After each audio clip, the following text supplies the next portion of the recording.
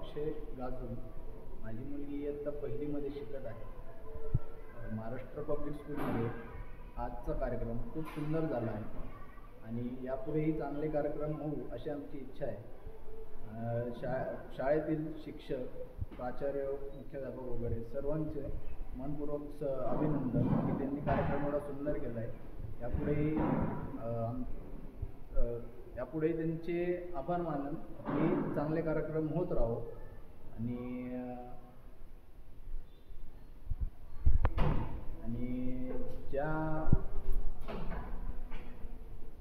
या शाळेमध्ये शिक्षक वगैरे, शाळेचं प्रिमायसेस खूप सुंदर, म्हणजे चांगल्या पद्धतीने आहे. आणि यापुढेही